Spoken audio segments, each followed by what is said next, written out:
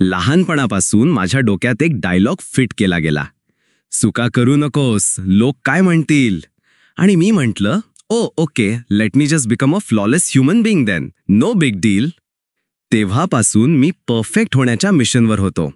नेहमी शांत राहायचं, सगळ्यांना खुश ठेवायचं, दुखलो तरी हसायचं. बेसिकली मी हाडा माणसाचा गुगल बनलो होतो. सगळ्यांना उत्तरं पण स्वतःला कन्फ्युजन. एक दिवस माझं परफेक्शनचं क्लायमॅक्स आलं. मी कामावर उशिरा पोचलो. लॅपटॉप नाही चालत, प्रिंटर धूर काढतोय, कागद तयार नाहीत आणि मी कॅज्युअली आय एम फाईन म्हणत होतो. जणू नासा लॉन्च करत आहे आणि वायर सगळीकडे उलटसुलट आहेत. बॉसने डोळा मोठा केला, मी गप्प झालो. घरी आलो आणि आई म्हणाली, तुझं सगळं बरोबरच असतं ना, आज काय झालं? आणि माझ्या परफेक्ट पर्सोनाला शॉर्ट सर्किट झाला.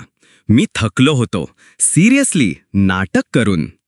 तेव्हा मी एका सिनेमॅटिक सीनमध्ये स्वतःला बघितलं.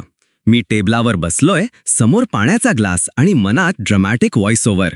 सगळ्यांना खुश ठेवताना तू स्वतः विसरलास ना?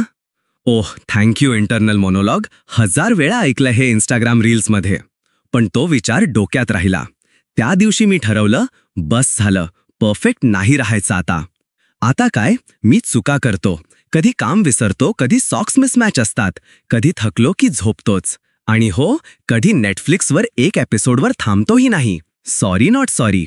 पण गेस व्हॉट, आता गिल्ट नाही येत, कारण परफेक्ट दिसायचं म्हणून लिव्ह इन अँझायटी नकोय. आता थोडा गोंधळ असतो, पण तो आपला असतो.